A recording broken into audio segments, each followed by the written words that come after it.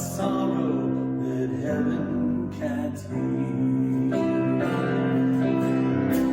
So lay down your burdens, lay down your shame. Hold on to the hand, lift up your face.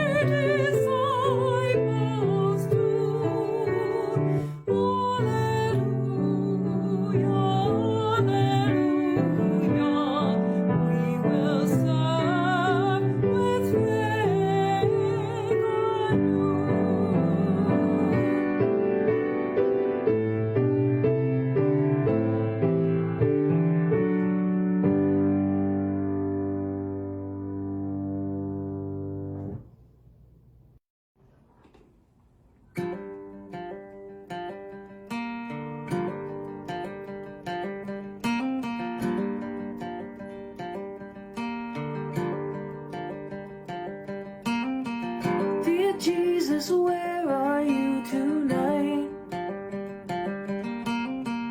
I'm bare with sadness deep inside. I'm making for a faith in things I strain to feel. I need to know that you are real. Oh, Savior, open up my eyes. I wanna see you like a child. There is a haze on the horizon of my heart. Dear Jesus, show me where you are. Be my firelight. Be my firelight.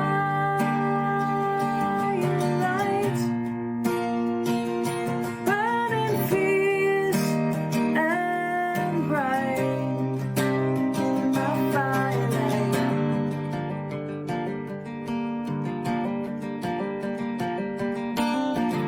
How do I move on and be free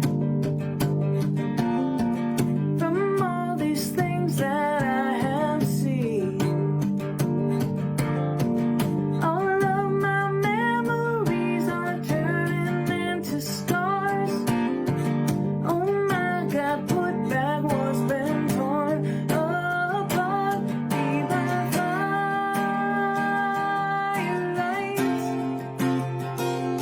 Be my firelight.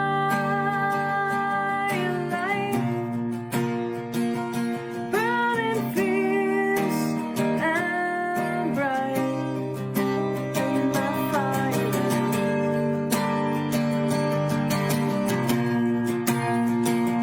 Be my firelight.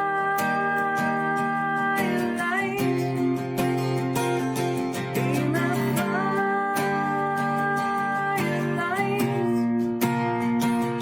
Burning fierce and bright. Be my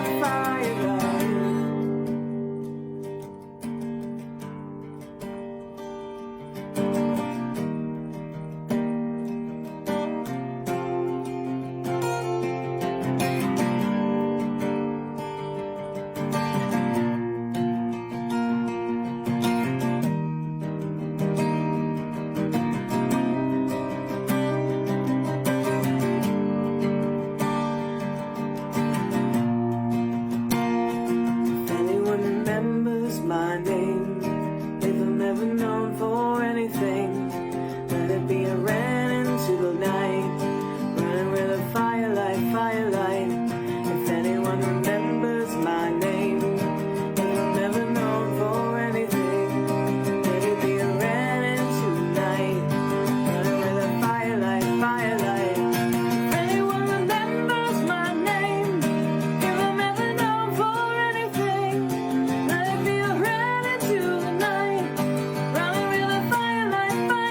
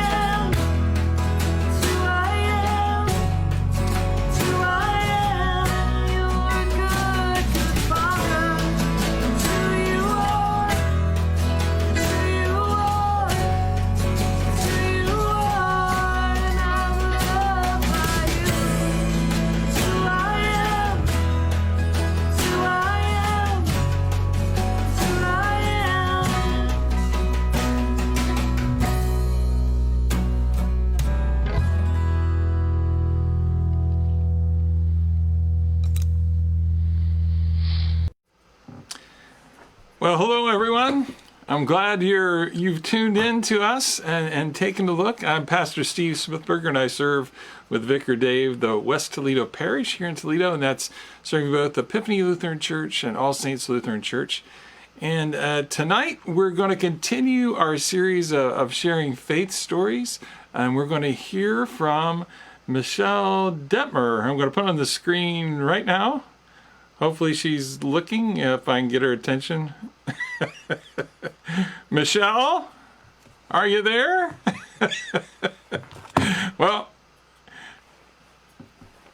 turn on your... There you are. Hello, Michelle. Can you hear me? Oh no, you must be having technical difficulties. Michelle, can you hear me?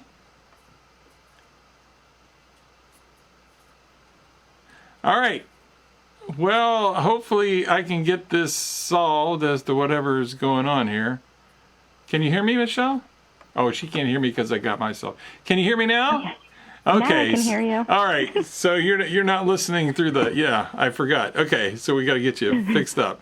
All right. Well, welcome. I'm glad you're with us tonight.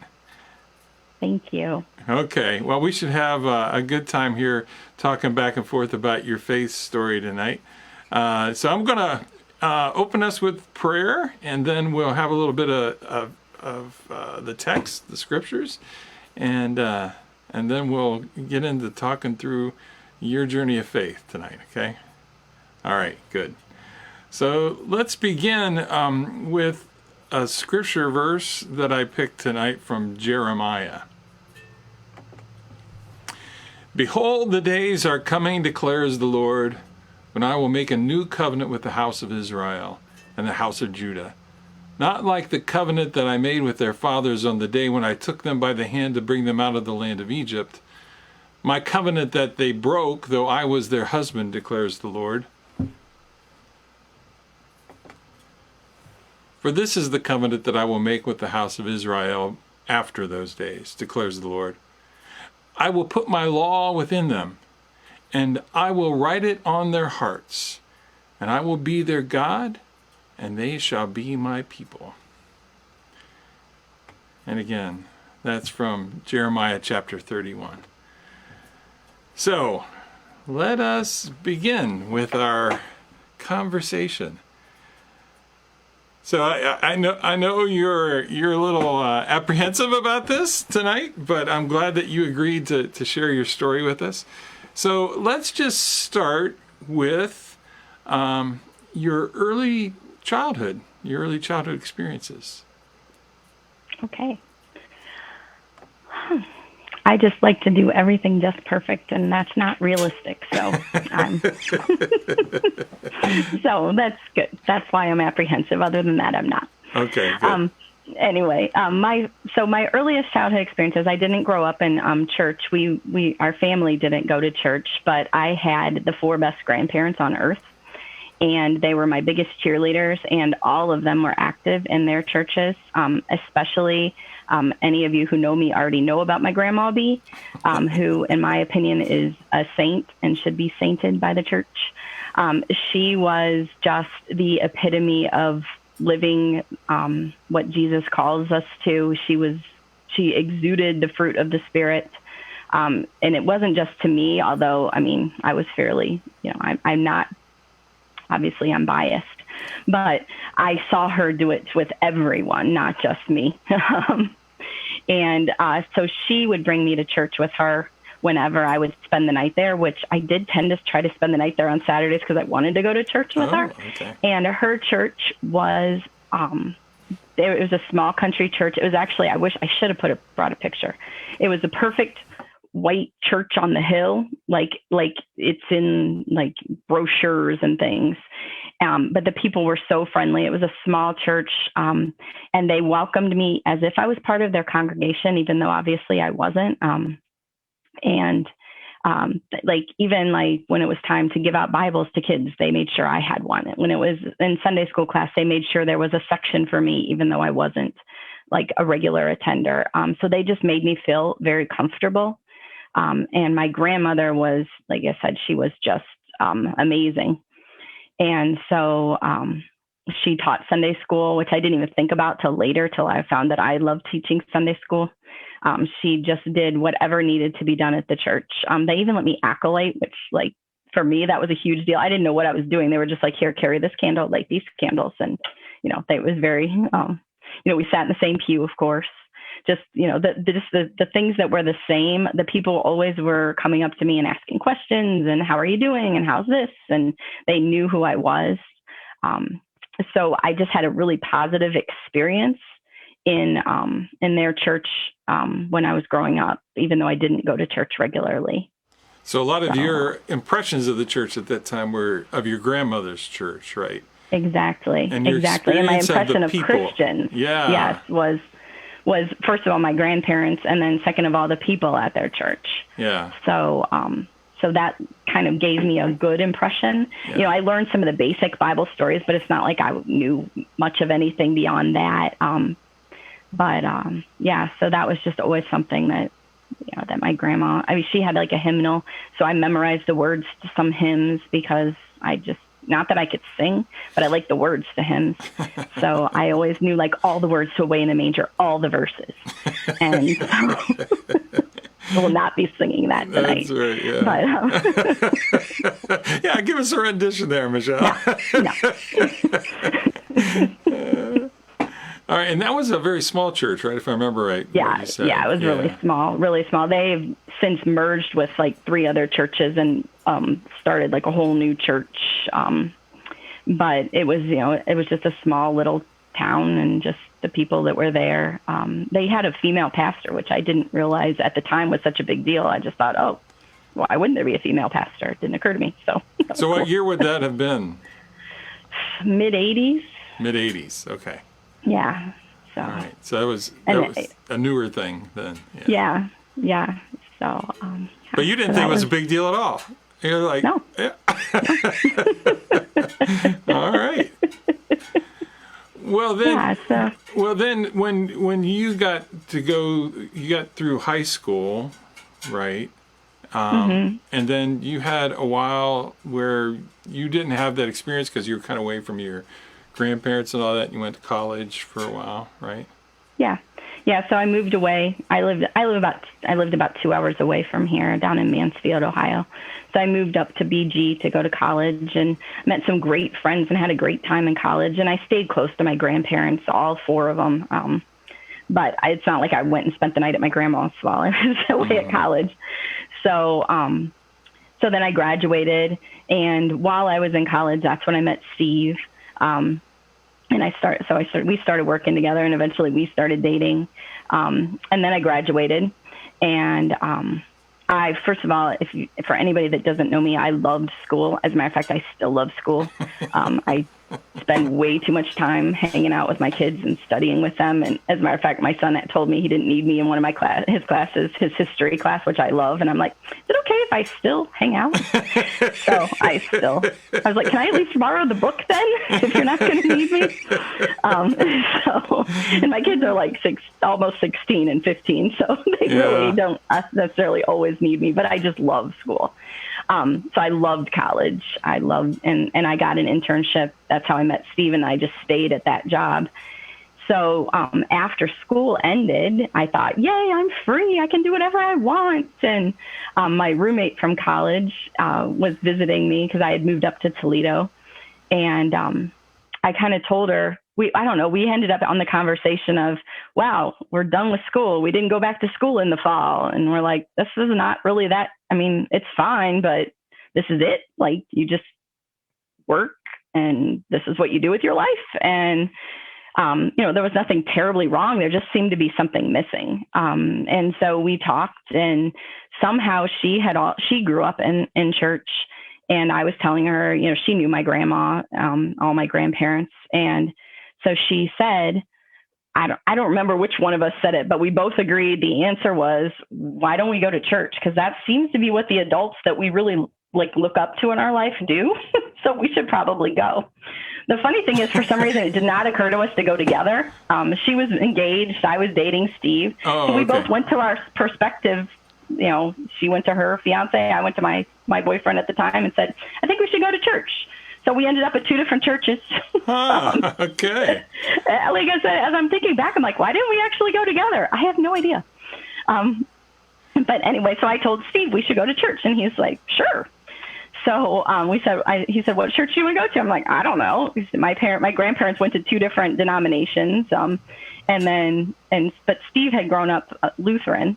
So we said, let's just try out Lutheran churches. So we started trying out Lutheran churches, and Steve had grown up in church at least through middle school up and was actually going to be a pastor. And so he was very well versed in things and knew what to do, which was really good for me because I was very intimidated because I knew that the people at my grandma's church are really nice, but I didn't know about everybody else. So so we just went around to all the Lutheran churches in the area, and we never really found one that we really connected in. Well, what happened was when we visited Epiphany, it was Youth Sunday, which used to happen like regularly, where the youth fully took over everything, including preaching. And there was nothing wrong with what happened, but I grew up fairly in a traditional block. And so it was like, this is a little too weird for me. And so we just kept going. And then we thought, maybe we should go back to that place, because I bet you we missed an announcement or something. And that doesn't happen every week. And it's kind of cool that it does happen from time to time. So we came back, and that week was perfectly normal. And we just never left after that. So you didn't know if it was a grown-up church or not, huh? We didn't know if it was a grown-up church. We just didn't know. I know it sounds silly now, but that's great. At the time we were like, this is a little too out there for me. But again, the sermon was great. It was just, I was very like, no, this is not what church, that's not what you do. So we went back, and like I said, then we stayed. So what made you stay at Epiphany? What was it? I don't know. Like I said, at first we thought it was cool that youth were involved in things. It just kind of showed that there was some activity. Mm-hmm. People were nice, but I wouldn't say people were super outgoing at the time. But in terms of like, oh, how are you? Like we didn't feel smothered or anything. Mm-hmm. But it just felt comfortable, I guess. It felt, it had a good, like I said, Steve grew up Lutheran, so it felt like the service was pretty mm-hmm. good. I remember I think I told you this, the time we did go to a church the first time. We went to a Lutheran church and we said the Apostles' Creed. I had never heard the Apostles' Creed. But I said it, and then afterwards I told Steve, I'm like, I've never heard that. And he's like, well, then why did you say it? And I said, well, because it seemed okay. It seemed reasonable. So it took me a little while to get used to everything. But I just remember, too, I'd come in and I'd mark all my pages everywhere because, we flipped so much back and forth in the book. So that was a little intimidating for me, and I did not like to be the only one that didn't have my book open at the right time. But so yeah, I can imagine you like everything to be just so with that book page. Yeah. But I did have fun marking the pages. I used to do that at my grandma's church. I remembered doing that. I would come in and mark the pages for my grandpa, because my grandma would want to get there early and go do stuff. So then I'd mark the pages with grandpa, and so it wasn't actually something that was it was a nostalgic thing for you. Yeah. Okay. So you had theological discussions right away about the Apostles' Creed.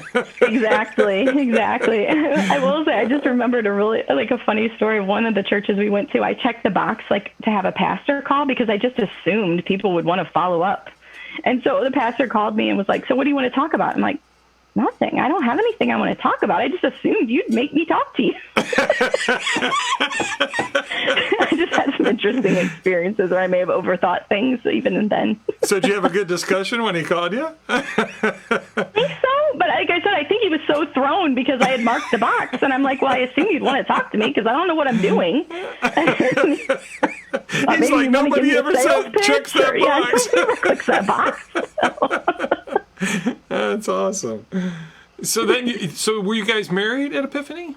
We were eventually married at Epiphany. Yeah, I think some people thought, which reasonably, that maybe we were just doing that thing where you come to a church to try to find a place to get married, but we really weren't. We weren't engaged then. We were just dating and wanted to start going to church. So I remember, I forget who it was. Someone asked me that. They were like, "Oh, you're not married, or you're not engaged?" And we're like, "No, we're just dating. We just wanted to go to church." So. That's But awesome. eventually, yes, we got engaged. We got married at Yeah. Epiphany and everything. The big thing that happened in the beginning was I wasn't baptized. I had never been baptized. And I had asked my parents, they're like, no, we never baptized you. So at my I wanted to take communion. So I was like, well, what do I have to do to get communion? I don't like this. I don't get to do this. So I started talking. I met with Pastor Rob, and then we went through classes to join the church too by then. So in a few months, I ended up getting baptized, and my parents came up and everything. And it was funny because it was me and a baby. So it was slightly like he had to keep messing with the words to try to make it work out. It was me and this little baby standing there getting baptized. But I always love it when that happens, personally. I think it's such a great witness to what baptism is all about and how it moves forward. Yeah. Yeah, so for me, it was neat that I remember my baptism, and I always joke that, whenever anybody argues about like, well, you should have been baptized, is it infant or adult? I'm like, I'm covered, I'm good. I was baptized. But yeah. So it was really meaningful for me to be able to do that, and we joined the church after that. So were you married at that point when you joined the church? No, okay. We were still dating when we joined the church. So you joined as individuals then within the church. Mm-hmm. Yeah. Okay. Mm-hmm. Cool. So, and there were, people right up front that were, really friendly to us and still, encouraged us. But that was, it took some time, I guess, to get used to everything. Mm-hmm. And so how I ended up really getting used to things and getting involved was helping with the youth. Yeah. Because I was young. I was only like 23. And so it was like, fresh meat. I don't know. I don't care if she doesn't know anything. Come on. You want to chaperone? I think the very first thing I think I did was chaperone like a Cedar Point trip. And I think Jay and Don wore like giant hats. And that's how I got to know people. But yeah, so that's kind of how I got involved right away, was helping with the youth. I even tried going to some Sunday school classes, but as you know, and I think probably everybody's already figured out, I have some perfectionism issues and so I felt fairly intimidated in every class that I went to that I didn't know, because I barely, I got a Bible. I had one that my grandparents' church had given me. But I didn't get it. I didn't know where to start. I would probably start at the beginning because I must read it from start to finish, and that didn't go so well. Yeah. And so you get hung up so in I was all kind of intimidated. Yeah. All the beginning. Yeah. Exactly. I think we did do like Faith Comes by Hearing, where everybody was supposed to read the Bible, and we got like the cassette tapes. And I think we actually made it to Chronicles. Okay. That's pretty good. It's really, I know. When we studied in your class Chronicles, it's hard to get through Chronicles this year. But it was good. Yeah. So I was very cognizant of what I didn't know and very kind of self-conscious about it. So again, socially, personally, I really, there were some people that reached out right away. I still remember Pam Morrison would always after church, like walk through in her choir robe and shake hands with everybody and welcome us. And just other people that we ended up sitting by that made us feel really welcome. So that was that kind self-consciousness of being in a Bible study around people who have been doing the Bible for years and years, and you felt like you weren't on an equal footing kind of thing, right? Yeah, and I just felt like, even though I'm sure there were people that knew about as much as I did, that I felt like everybody else has got it all together. Everybody else knows exactly what it means to be a Christian. And I was like, just trying it out, just kind of getting started. There's a lot of us that fake it till we make it. Yeah. So, and that's not to say that I felt like people were insincere. Like I said, I have some very good friends that started from that day that have always looked out for me. Yeah. But I just was intimidated. I compare myself to others more than I should, and I don't like to be wrong. So how did you navigate your way through that? How did you, because obviously now you're one of our key teachers around here, and you've obviously pushed your way through all that. How did that happen? One of the things, like I said, Steve knows a lot. So it was really helpful to have someone I could ask really stupid questions of. Mm-hmm. So he helped me a lot. Yeah. like I said, some of the people that I got to know. The best part was I ended up probably by the second year, Pastor Rob was teaching high school and I think Cindy was doing it. And then Pastor Rob took it over, but then he's like, hey, Steve and Michelle, come help. And Steve's a teacher by trade. So I was like, sure, I'll come hang out with you guys. I'm not really going to do anything, but I'll come hang out with you guys. So I started helping teach high school Sunday school. And again, the word teach was not the right word to use for me at that time. I went to hang out with the high school kids. One of the things that as I kind of wrote out some things and just really have been kind of thinking about my story was how many people have encouraged me along the way, starting with my grandparents, but plenty of people at Epiphany, and you know who you are. And some of you texted me before this. But I learned in the beginnings, especially where I was mentored the most, was the youth.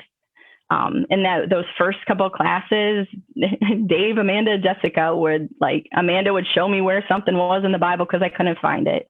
If we went on a youth group trip, they stuck her in the room with me so she could tell me what to really do and how to act. And I was just like the adult in the room that could make sure nobody, died. It's always important to have those people around. So I guess my thing is, don't think that you can be older. And I have some that were much older and some that were my age and some that were much younger that taught me a lot.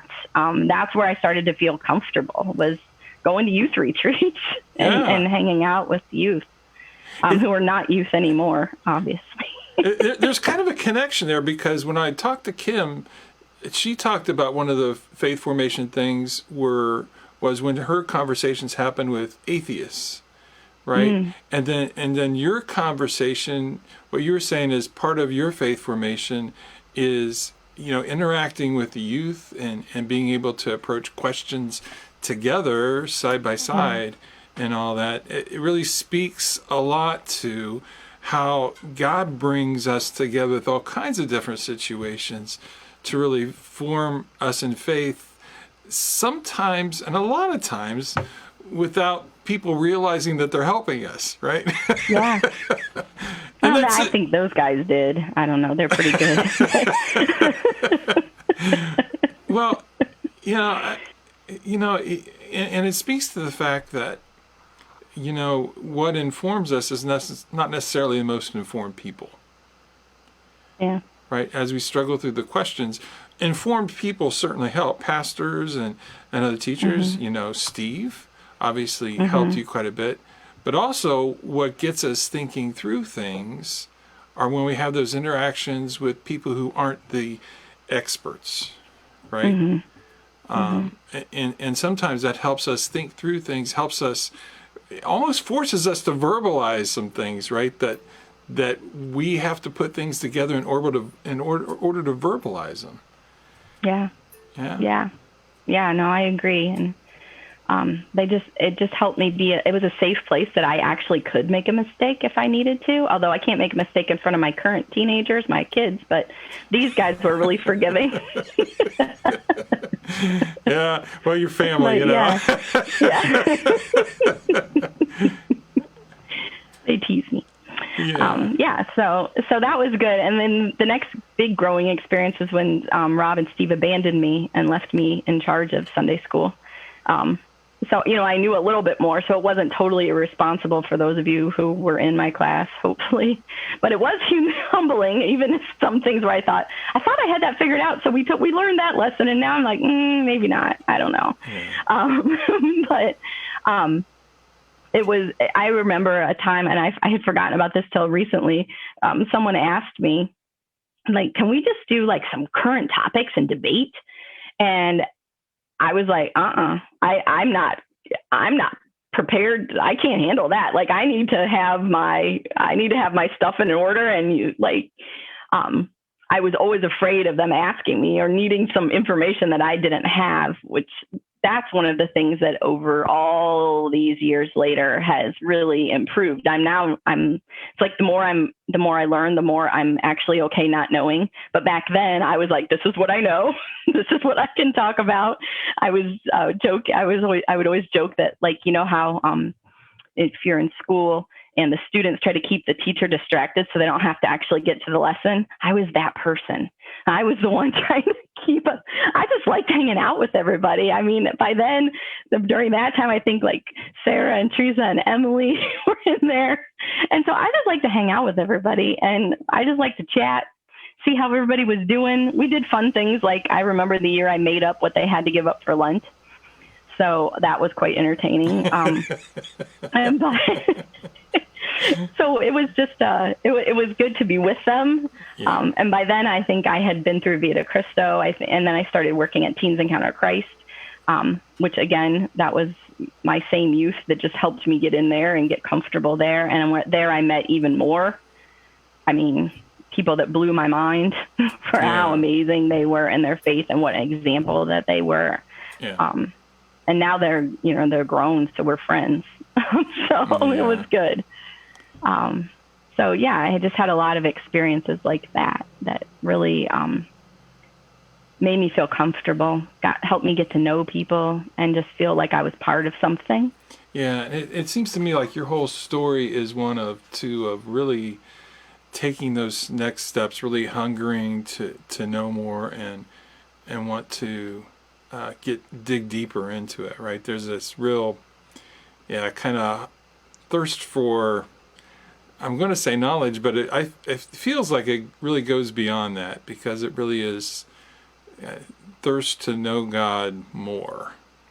Yeah. And, the Vita Cristo helped me to do that, to want to know God more too. But all of these things were like, I want what they have. I want what this person has. I would just see something like a light in somebody, and I'm like, that part. And like, maybe it was different things in different people. I'm not saying except for probably my grandma, I don't put anybody up on that pedestal, but that I think anybody is perfect. But I would see like something, and I would be challenged. Kim Dent's famous for making me do stuff I don't want to do. And so just different things, people would challenge me like, hey, did you try this? Did you try this? And so, yeah, I think of it too as seasons almost. I went through that season where I was just dying to know more. I was part of the class. Then I got put in front of the class. And then when my kids came home, I took a break from that. I couldn't do all the things at the same time. And I was feeling a little, again, humility in that. But then what happened was, as I was kind of at home a lot, I had fewer interactions with adults that talked back to me. I ended up going to another church for Bible study that had free babysitting. That was the draw. And I got really involved in a lot of different Bible studies. And so for several years, I didn't teach anything at Epiphany. I think Pastor Smith tried to get me to bring some of the stuff because I would get excited. Like, guess what I've learned? I studied the Old Testament and I didn't die. And pastors are like, oh, we got to get that one. So I was not ready to bring anything back to Epiphany at that time. That just was not where I was. But that for me was a time where I was just like, more. What, you have another Bible study? And yes, it has homework 5 days a week. Yes, that's my study. Like written homework, that's me. And so that got me really just dying to know more and studying. But I kept thinking that I could never do this. Oh my gosh, I can never be. The lady that taught that just was so together, and she just had all these things prepared. And we did a lot of like prepared lessons. We did a lot of like Beth Moore studies and things where they had written homework, but even just the way she would prepare for class, I was like, oh, I could never do that. I definitely said those words out loud multiple times, which I think God takes as a challenge. And so what happened then is I had another friend who was going to study with me there. Well, she also went to a whole different church. And she said, hey, Michelle, I'm starting another study at this other church. So I started doing both at both churches. And but seeing my friend, who was really my peer, like we had kids the same age, we were the same, like we both grew up at different faith denominations, but went to church as adults. I saw her lead the study, and I was like, I remember having this weird thought, I see how you do it now. within a month, she moved and was like, "Hey, Michelle, can you fill in for me to finish the study?" Yep, that's how the Spirit moves. Exactly. And that was it. And of course, and the best part was because they knew everybody in there, it was a small class and everybody knew that I just got stuck with it. Nobody expected anything of me, which is the way that Michelle needed to get into this. Yeah. So, Well, and that's that was something that a vacuum like that is really helpful to bring people into the next move, right? I think sometimes we're so intolerant of a vacuum like that, but I've seen time and time again where a vacancy like that really brings somebody else along past that point of resistance like that. Yeah. So that's kind of how I started teaching. That was my first other class where like I said, my youth group days were because I just liked being around them and I did my best, but this was the first time I was like, no, I'm going to teach a class about this. And so I think by then, I think Kim was harassing me. And I also I have a reunion group that I meet with every other Monday. And for I don't even know how many years we've been meeting. It's gone through a few iterations, but right now the same core group of ladies and I have been meeting for 10 years, maybe. I don't know, a long time. They again are my big cheerleaders. And I mentioned to them that I might want to do this, and they're like, "Yes, we will come." And I was like, "But what if nobody else comes?" They're like, "We will be there." And well, what if I don't have, like, how am I going to get all this? Like, I had all these organizational details. They're like, "Well, I'll bring the food and I'll be here." I'm like, "What if nobody answers questions?" "We'll answer the questions. We promise we will be there." And so I had like a built-in like group. So I didn't have to worry about nobody else coming because I knew I had people coming. You primed I didn't the have to worry pump. about the snacks. I had snacks. My Bible studies never have snacks. I don't know. I got to work we that had out. good snacks too. So, and then I was like, you know what? That last study I did was so good, and I've already led it. So that's what we're doing. So we just did the same study I had just done. And that's kind of how we got started at Epiphany. And then after that, it just kind of rolled. People started going, I was like, well, what do you guys want to do next? And they always wanted to do something next. And then we split off and had, like, we were doing on Wednesdays, but that was because the choir wasn't meeting. But then I had a bunch of people that wanted to go to choir in the fall. So we started a Saturday class, but I was like, okay, but it's going to be the same content. And that was a blast. I thought that would be kind of stressful, but it really wasn't. I mean, again, it feels like once you get into your thing, right. God takes care of things and people take care of things. Like the discussions that we would have in that class, like I didn't prepare. I prepared to get us going, right. But then where the Spirit would take you, and it would be different in each class. And it was so neat just to see how things worked out. Yeah. And I think that's what's really valuable about experienced Bible teachers, when you can get to that point where you can let go of your agenda and allow the Spirit to move in the group and allow the Spirit to grow people. And especially when you get to that point where you can kind of trust that you know enough. Yeah. That you can let go of, But it takes a while. It does take a while to do that. That's for sure. Yeah. So, and that's where even like Sunday school, so I ended up stopping all of that for a while. Like I said, seasons. I just felt like I was starting to feel a little burnt out, just a little too much. And there were just a lot of things that I couldn't like deal with at the time. And so I just needed to take a break. But I never quit my Sunday school class. And that's such a good growth opportunity for me because that's pretty much what we do. Yeah. We have a little pamphlet that's kind of got some information for us. But then we just take notes, especially, I take notes during you guys' sermons, and then we talk about what we heard and how does this apply? And like in the beginning, I would do all this research, and I'm like, the conversation, we end up having conversations that I wouldn't have thought of. Yeah.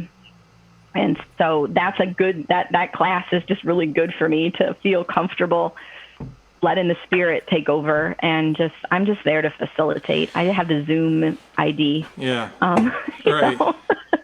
Well, and again, that's an important piece of it, because it's people from your class who will talk that, and you know that they've thought further about what's been said in a sermon, rather than just kind of have it wash through them and move along to the next day. Yeah. That kind of mulling it over and digesting it and talking about it, that's where we really start moving in our hearts and minds into God's Word, right?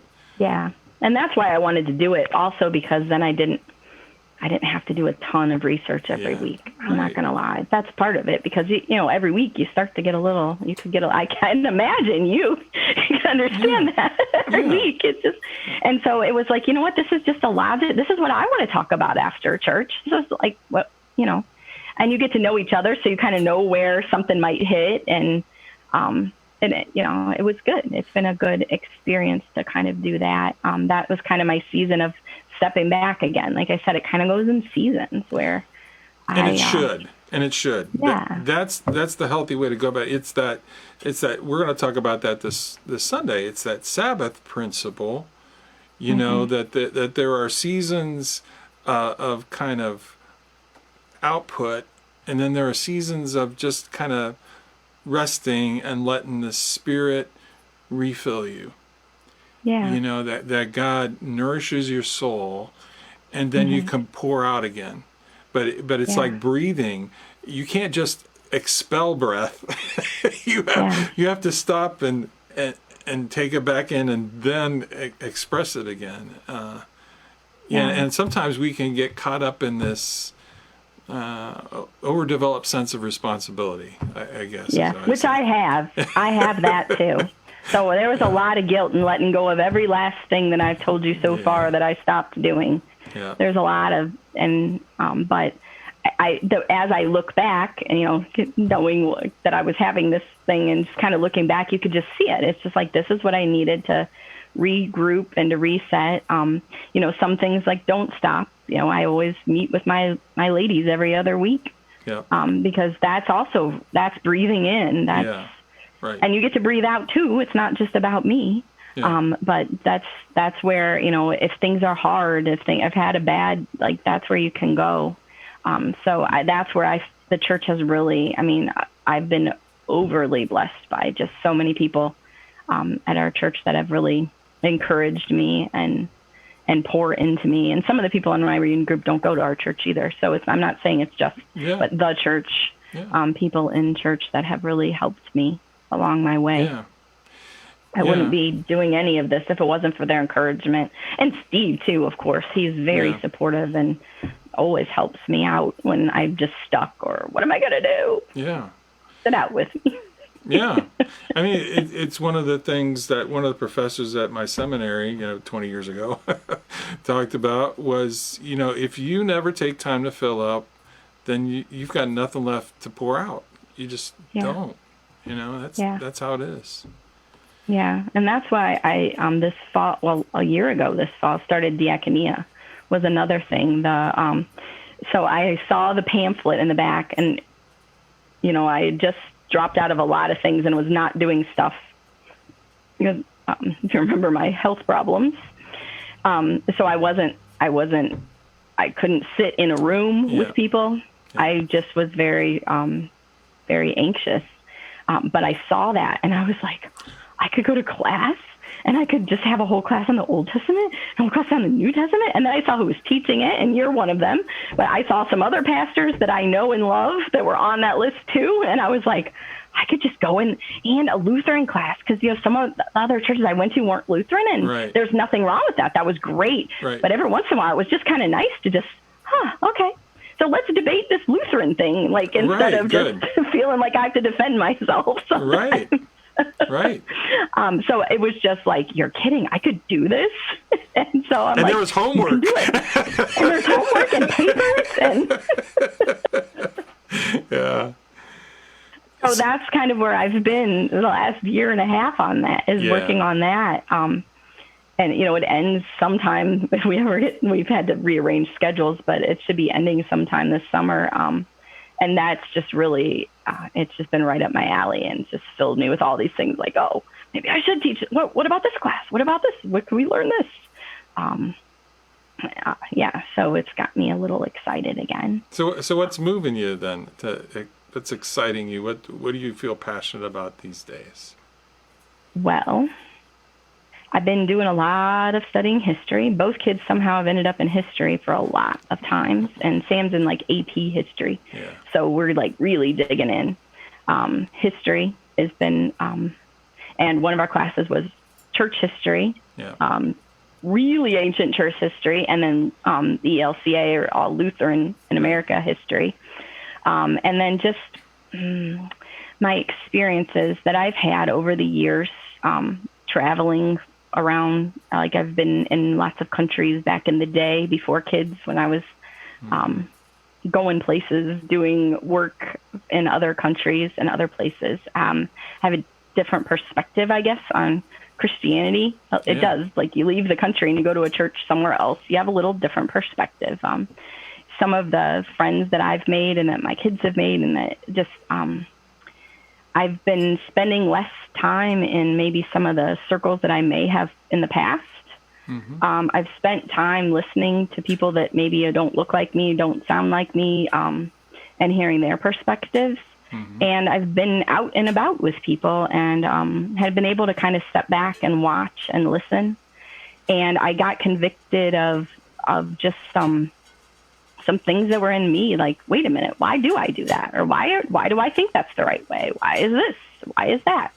And looking at at our history, just in general, we Lutherans didn't have it perfect. Nobody's got it all figured out. Right. There was a poem on Inauguration Day. It's like, we're not broken, we're just not done yet. Right. And that's how I feel about myself too. I'm not done yet. There's always going to be more for me to learn, and I can't be stuck thinking that I've got things figured out. I need to be, I just watched a thing that said the number one thing you can do to be an ally to people is just to be teachable.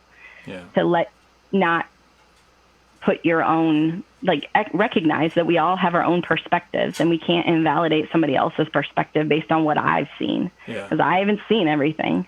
And so I've really been committed to listening. I've been reading a lot of books, podcasts on all sorts of things, online classes. I just finished Galatians, which, if that's where your head's at, is a great book to read. So I just finished a study on Galatians, which was terrific, and just really helping me, and just thinking about what Jesus would want from me. And I really feel like with everything that I want to learn, and so the lady had like 6 things. This is a Martin Luther King day speech by Austin Channing Brown, who, her book is amazing, and very challenging and tough.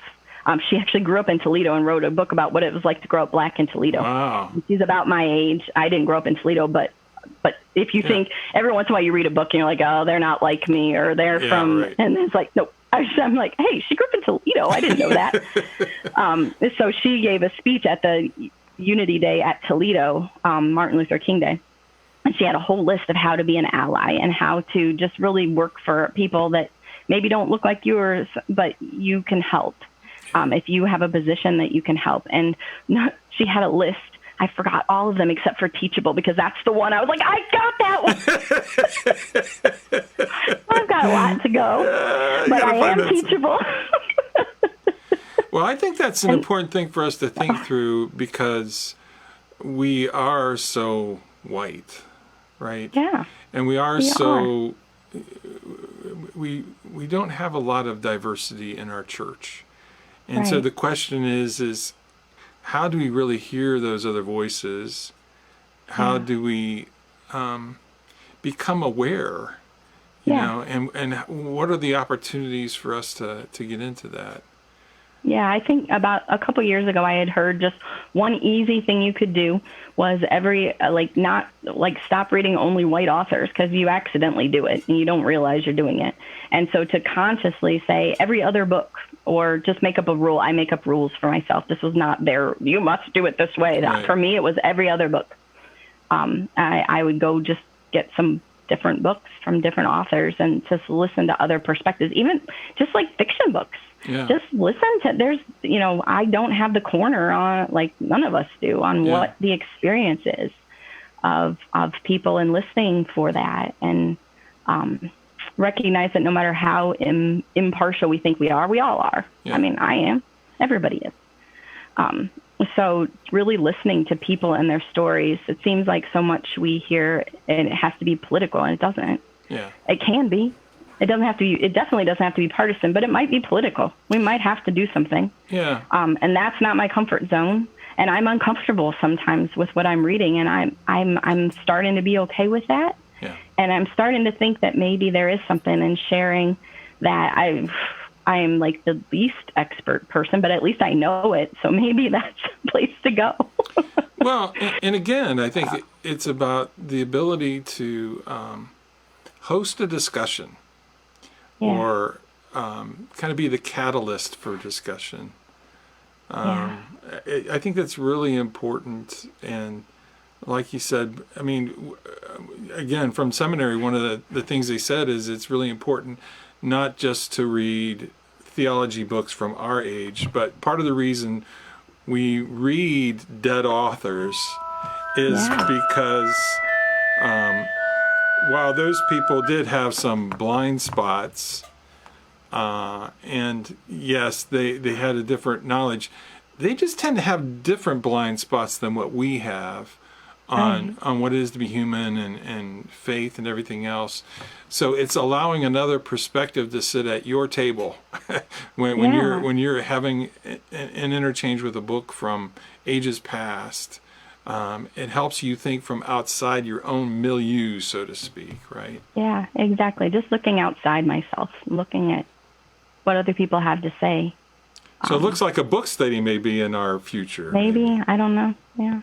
Well, that's exciting. I think that's very timely at this point, because I would like to see us become more aware. I think it's really hard. I think there's lots of our church has been talking for years about how we might become more diverse in our congregations, but I think there's some cultural stuff that makes that really hard. Nevertheless, whether we're successful or not, we are still citizens of a very diverse world. And so the question is how do we do our best at becoming part of that world in a way that's life-giving, right? Exactly. And give witness. Exactly. That's where we live. That's who we're, right. Like whether you see somebody at a certain time or not, but that's where we're at. Yeah. And so how are we thinking through, am I contributing to the life of those around me, or am I doing something that maybe I didn't even think about? Yeah. That could be, that maybe isn't. Yeah, we do I want to things just out contribute of to the ignorance. life of people. Yeah. Yeah. But then when I'm not going to lie, there was a period of about a couple months I barely talked except for outside of my house because, well, besides the pandemic, but because I was like, I'm going to say something dumb at some point. Like it's like once you become aware of it, like you have to go through some stages, I think, to get, because, but the first step is becoming aware, I think. And the second step is then figuring out what is God calling us to do? I mean, what is, Jesus, his example was to be with everyone, is not. One of the things, I think it was your class in diacony, as we talked about, just like in salvation. Because everything went back to creation, and in creation, we're all brothers and sisters. And so like, it was just that God has redeemed all of creation. We are all brothers and sisters. And so how are we good family members? How can we be good family members? And so that's kind of what I've been thinking about a lot, I guess. Yeah. It's been really great walking alongside you these last 8 years anyway, or whatever it's been, 9 years, I don't know, something like that. I don't even know. I can't do the math on any of these years. I wrote no years on my notes. I think I will have been here 9 years this year, and maybe, March, So it's been great, and to see the interaction of your folks and how they've grown in your Bible studies, and how you've been able to be part of the real leadership here. You are definitely a great asset to our missional work here in this church and helping form disciples of Christ. And it's wonderful how you still engage consistently and grow in Christ and open yourself to wherever the Spirit's leading you. I have days where I'm more open than others, but yes. Don't we all? Don't we all? Yeah.